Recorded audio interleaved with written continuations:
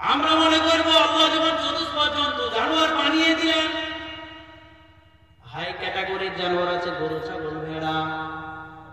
লো ক্যাটাগরির জানোয়ার আছে কুকুর, শিয়াল, শুয়োর। আল্লাহ সুবহানাহু, আমরা বললাম যে যখন আমরা চিন্তা ফিকির না করার কারণে চতুষ্পদ জন্তু জানোয়ার হয়েই গেলাম, অর্থাৎ গরু হব, ছাগল হব, আল্লাহ সুবহানাহু ওয়া তাআলা বলেন না, বাল হুম আদাল, বরঞ্চ তারা হইল সর্বনিকৃষ্ট জানোয়ার। সর্বনিকৃষ্ট জানোয়ার কাকে বলা হয়? কাকে বলি গো? শুকরকে বলা হয় না? এখানে আপনি বুঝেন, আল্লাহ সুবহানাহু ওয়া তাআলা বলেন লাহুম কুলুবুন, তাদের দিল দিয়েছি, লা ইয়াফকাহুনা বিহা, কিন্তু তারা দিলের দ্বারা চিন্তা ফিকির করে না। এদের আমরা কি বলি? পাগল। লাহুম আ'য়ুনুন, তাদের চোখ দেওয়া হয়েছে, লা ইউবসিরুনা বিহা, তারা চোখের দ্বারা দেখে না, অর্থাৎ কি? কানা। কি কানা না? লাহুম আযানুন, তাদের কান দেওয়া হয়েছে, লা ইয়াসমাউনা বিহা, তারা কানের দ্বারা শোনে না, অর্থাৎ কি? ভাষা। উলাইকা কাল আনআম, এই পাগল আর এই কানা আর এই ভাষা, এরা হলো চতুষ্পদ জন্তু জানোয়ার, বরং নয় শুয়োর। এর মিনিং হইতে পারে এটা? আরে কানাকে বলবেন শুয়োর, পাগলকে বলবেন শুয়োর, ভাষাকে বলবেন শুয়োর। আল কুরআনুল কারীমের বাহ্যিক দিক, এখানে আমি বাই চান্স 1 মিনিটের জন্য অন্য লাইনে একটা কথা বলছি, যে বিশেষ করে দেখা যায় আজকে আমাদের যুবক ভাইদের মধ্যে ফিতনা, যে আল কুরআনুল কারীম আগে ছিল অন্য লাইনে, 20-25 হাজার টাকা হয়ে গেছে, একটা মোবাইল কিনেছে, 1-2 মাস পরে মুফতি, আর কিচ্ছু লাগে না, আর কাউরে জিগায় না, সে নিজেই সব জানতে গামছা। কি চোখের সামনে যেটা দেখে সেটা ঠিক, যেটা না দেখে সেটা ঠিক। আমি ওই সমস্ত যুবক ভাইদের আগে বলি, যারা বাহ্যিক দিক দিয়ে বিচার করে বা কোরআন হাদিসের জন্য রিসার্চের প্রয়োজন দরকার হয় না, একটা মোবাইল থাকলেই সবকিছু বুঝে ফেলে, তারা যদি এই ট্রান্সলেট, এই তর্জমা দেখে, তবে অবশ্যই তারা পথভ্রষ্ট গোমরা হবে। কারণ এখানে আয়াতুল কারীমের বাহ্যিক দিকে বোঝা যায় যে যারা পাগল, যারা কানা, যারা ঠসা, তারা হলো চতুষ্পদ জন্তু জানোয়ার, বরং নয় শুয়োর। এটার মিনিং এটা নয়। কারণ আমরা কানাকে মহব্বতের নজরে দেখি না ভাই, দয়ার নজরে। ঠসাকে মহব্বতের নজরে দেখি না, যে পাগল হয় তাকে দয়ার নজরে দেখি না। তবে আপনি আমি তাকে বানাই নাই, তারপরে কানাকে, ঠসাকে আর পাগলকে মহব্বতের নজরে দেখি। তবে যে মালিক মাওলা খালিক আল্লাহ, তাকে বানিয়েছেন, সেই আল্লাহ থেকে শুয়োর কেমনে বলতে পারে? ঠিক না? বোঝা গেল মিনিং যেটা দেখতে পাচ্ছেন সেটা না, বরং এখানে আল্লাহ সুবহানাহু ওয়া তাআলা বলতে চান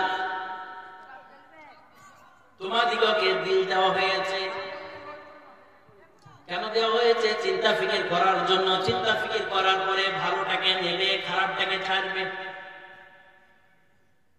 তোমরা সর্বদা চিন্তা ফিকির করে দেখবে, আর ভালো জিনিসটাকে অ্যাকসেপ্ট করবে, খারাপ জিনিসটাকে রিজেক্ট করবে, বর্জন করবে। কিন্তু তোমাদের দেখি দিল থাকার পরেও, চিন্তা থাকার পরেও কি যেন চিন্তা ফিকির করো, ভালোটাকে নিতে পারো না, খারাপটাকে ছাড়তে পারো না, বরং ভালোটাকে ছেড়ে দাও আর খারাপটাকে গ্রহণ করে নাও। বোঝা গেল তোমাদের দিল থাকার পরেও দিল নেই।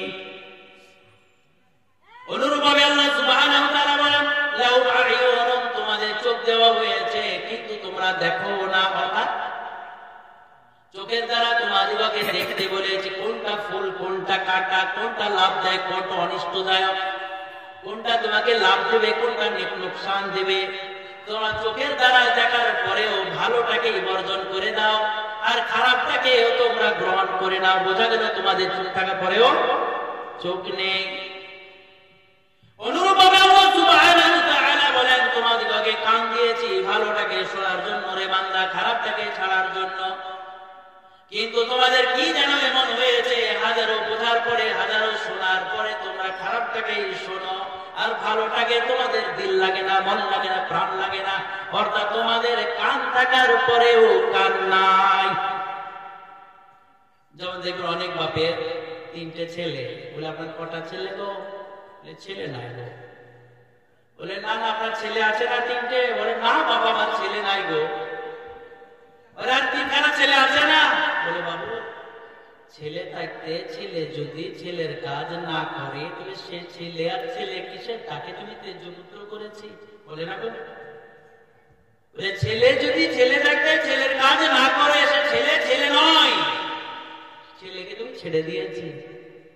অনুরূপভাবে আল্লাহ সুবহানাহু ওয়া তাআলা বলেন, আমার গোলামের দল,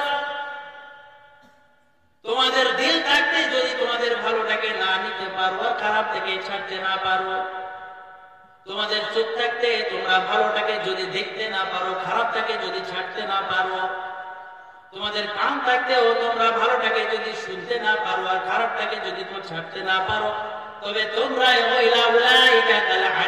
তোমরা হইলা চতুষ্পদ জন্তু, জানোয়ার।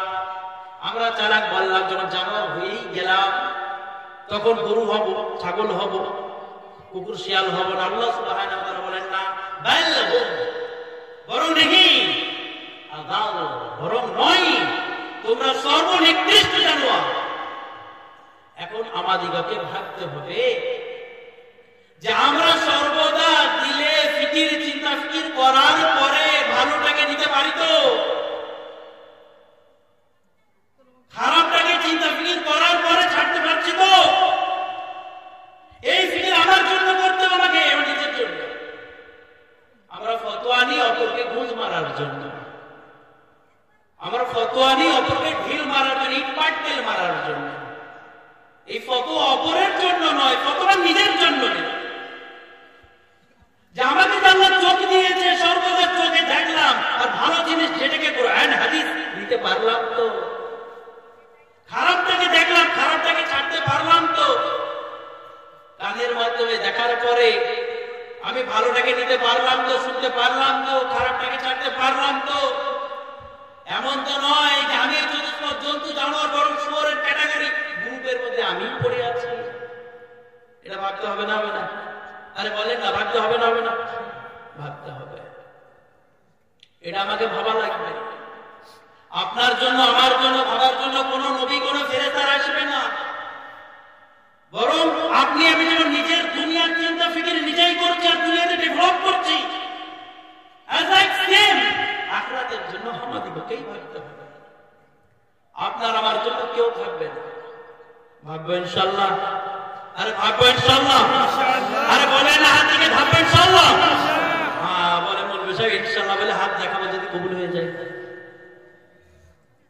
কি গো ভাই, বলে হাত দেখাবো মৌলভী সাহেব, আপনি খুব চালা, হাত দেখে ইনশাআল্লাহ কিরি কাটাইছেন, যদি হাত থেকে কবুল হয়ে যায় তাহলে তো মুশকিল। আরে ভাববো ইনশাআল্লাহ? আরে হাত যারা তুলেছিল বলতে ইনশাআল্লাহ? হ্যাঁ ভাবতে হবে, কারণ আপনার আমার জন্য কেউ ভাববে না, আপনাকে মাঝে ভাবতে হবে। এখন দুনিয়ার মধ্যে দেখবেন, যার কাজ আছে তার দাম আছে, যার কাজ নেই তার দাম নেই।